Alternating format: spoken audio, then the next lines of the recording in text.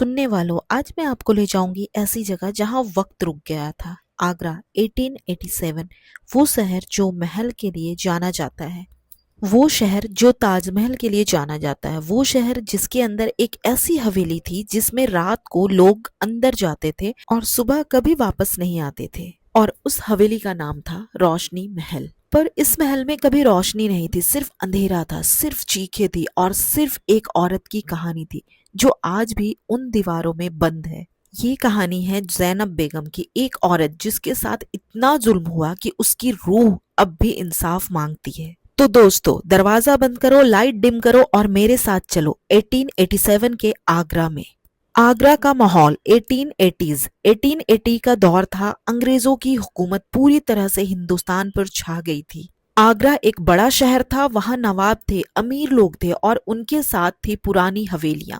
इन हवेलियों में रहते थे अमीर मुगल खानदान के लोग। पर अंग्रेजी हुकूमत के बाद बहुत से खानदान बर्बाद हो गए थे, उनकी जमीन छीन ली गई थी, उनके रिश्तेदार बिखर गए थे। ऐसे ही एक हवेली थी शहर के पश्चिम में, बड़ी ऊंची दीवारों वाली, एक पुरानी रियासत की निशानी। इसका मालिक था नवाब फारूक अली खान। नवाब फारूक अली खान एक ऐसा आदमी जिसके बारे में शहर के लोग पूछते नहीं थे, क्योंकि जो लोग पूछते थे वो गुम हो जाते थे। वो अमीर था, वो ताकतवर था और वो बहुत बहुत खतरनाक था। ज़ैनब बेगम कौन थी? ज़ैनब बेगम थी फारूक अली खान की दूसरी बीवी। उसकी उम्र सिर्फ 19 साल थी। वो आई थी एक छोटे से कस्बे से, मथुरा के पास। उसके अब्बू एक छोटे इमाम थे, सीधा साधा आदमी जो अपनी बेटी की अच्छी जिंदगी चाहता था। निकाह के वक्त ज़ैनब को लगता था कि उसकी किस्मत बदल गई है।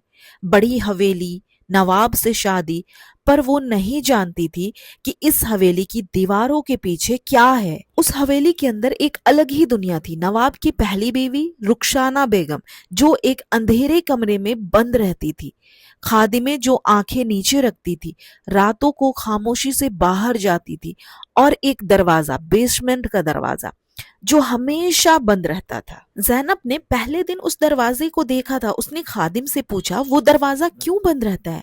खादिम ने सिर्फ इतना कहा, बेगम साहिबा, कभी मत पूछिए ये चीज। निकाह के 3 महीने बाद ज़ैनब को एक अजीब आदत होने लगी। ठीक आधी रात को वो किसी के कदम सुनती थी। पहले उसने सोचा कोई खादिम होगा, रात को पानी लेने आया होगा, लेकिन रात में खादिम नहीं चलती थी। नवाब का हुक्म था कि रात में कोई नहीं चलेगा।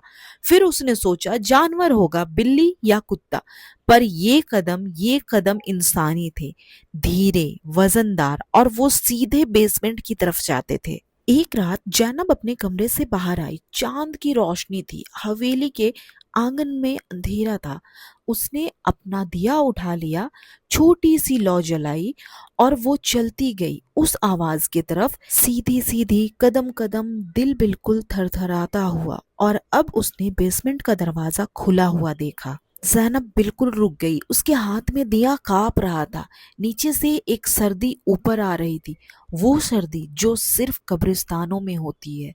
और नीचे से एक आवाज आई, ज़ैनब। उसका अपना नाम धीरे से, दर्द से, जैसे कोई माँ अपने खोए हुए बच्चे को याद करके रोती है। ज़ैनब भागी। वो इतना भागी कि उसका दिया बुझ गया। अंधेरों में हवेली की दीवारों से टकराती हुई कमरे में आकर उसने दरवाजा बंद कर लिया। सारी रात रोने लगी। सुबह आई, नवाब नाश्ते पर मिला। उसने ज़ैनब का चेहरा देखा, सूजन, आंखें लाल। उसने पूछा क्या हुआ? ज़ैनब ने कह दिया कुछ नहीं, सपना देखा। पर वो जानती थी वो सपना नहीं था। हफ्ते बीत गए, ज़ैनब चुप रही, पर उसकी आंखें खुली रही। उसने नोटिस किया नवाब 1 महीने में 3 बार शहर से बाहर जाता था, हमेशा 3 दिन के लिए। और जब वो वापस आता था तो एक नया खादिम होती थी हवेली में, एक नया चेहरा, जवान, डरा हुआ। और कुछ दिन बाद वो खादिम गुम हो जाती थी। कोई पूछता नहीं था, कोई जवाब नहीं मांगता था। एक दिन ज़ैनब की मुलाकात हुई रुखसाना बेगम से, पहली बीवी से। रुखसाना एक अंधेरी कोठरी में रहती थी। वो बहुत कमजोर थी, उसके हाथ कांपते थे, आंखों में इतना दर्द भरा हुआ था कि वो अल्फाजों में उस चीज को बयान नहीं कर सकती थी। ज़ैनब ने दूर से कहा, बेगम साहिबा, आप ठीक है? रुखसाना ने ज़ैनब की तरफ देखा اور لمبے وقت تک دیکھا، پھر بولی بہت دھیرے سے اور ٹوٹی ٹوٹی آواز میں، بھاگو یہاں سے، جتنا جلدی ہو سکے، یہ جگہ ہمیں کھا جائے گی۔ زینب نے پوچھا کیوں، کیا ہوا ہے یہاں؟ رخسانہ کی آنکھوں میں آنسو آئے، وہ بولی نیچے بیسمنٹ میں، وہ بس وہاں ہے جو آئی تھی، جو کبھی نہیں گئی۔ زینب کا دل ڈوب گیا، وہ جانتی تھی اسے اب جانا ہوگا بیسمنٹ میں، چاہے کچھ بھی ہو جائے۔ ایک رات نواب شہر سے باہر گیا تھا، زینب نے اپنا وقت چنا، آدھی رات، باقی سب سو گئے تھے، حویلی بالکل خاموش تھی۔ زینب نے ایک بڑا دیا جلایا، 2 ہاتھ سے پکڑا اور بیسمنٹ کے دروازے تک گئی۔ دروازہ کھلا، سیڑھیاں نیچے گئی تھی، اور یہ سیڑھیاں پتھر کی تھی، اور سردی بہت تھی یہاں پہ، اور بہت زیادہ اندھیرا تھا۔ ایک ایک قدم زینب نے بہت دھیرے دھیرے رکھا، اس کی سانس اندر کھینچ گئی۔ نیچے بہت تیز ہوا تھی، وہاں بہت زیادہ بھاری پن فیل ہو رہا تھا، بہت زیادہ گھٹن محسوس ہو رہی تھی، اور وہاں بہت پرانی چیزیں رکھی ہوئی تھی۔ اور تب دیے کی روشنی میں زینب نے جو دیکھا، ایک بڑا گول کمرہ، پتھر کی دیوار، اور ان دیواروں پر زنجیریں، لوہے کی بہت ساری۔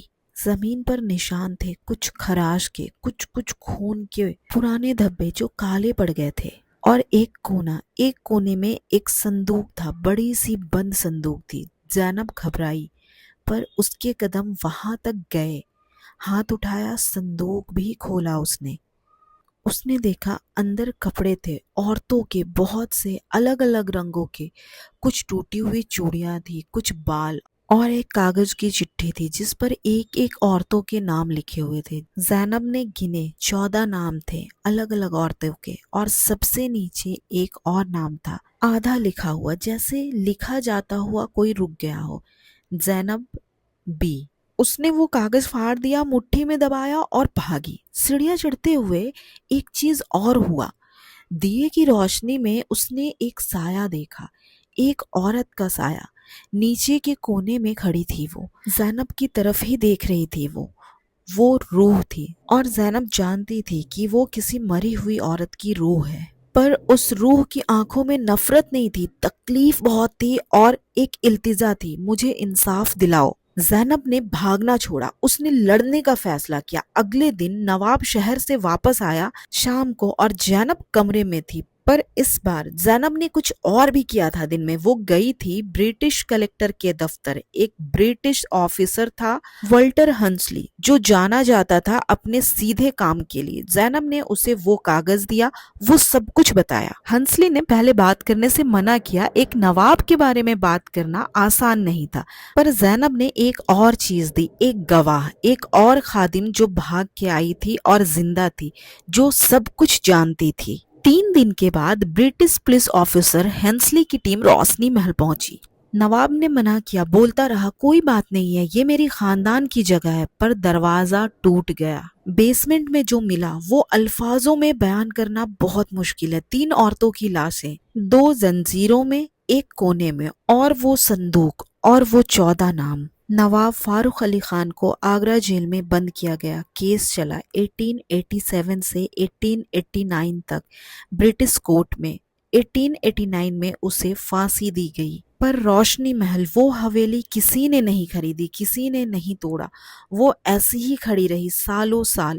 لوگ کہتے ہیں آج بھی رات کو اگر تم اس طرف سے گزرو تو بیسمنٹ کی کھڑکی میں ایک روشنی دکھتی ہے، چھوٹی سی، کانپتی ہوئی، جیسے کوئی دیا ہو زینب کے ہاتھ میں، جیسے وہ آج بھی جاگ رہی ہو ان عورتوں کی روحوں کی حفاظت میں۔ دوستو، یہ کہانی سچ ہے یا نہیں، اس کا جواب نہیں دے سکتی ہوں میں، پر یہ ضرور کہہ سکتی ہوں دنیا میں بہت سی آوازیں ہیں جو سنی نہیں گئی، بہت سی عورتیں ہیں جن کے نام نہیں لکھے گئے، بہت سے اندھیروں میں روشنی ڈھونڈ رہی ہے کوئی۔ داستان وسپر انہی کی آواز ہے۔ اگر آج کی کہانی نے آپ کا دل چھوا تو لائک ضرور کرو، چینل کو سبسکرائب کرو، اور کمنٹ میں بتاؤ کس شہر کی کہانی سننا چاہو گے اگلے ایپیسوڈ میں۔ تب تک اپنا خیال رکھنا، اندھیروں سے ڈرو مت، پر اندھیروں کو سمجھو ضرور۔ خدا حافظ۔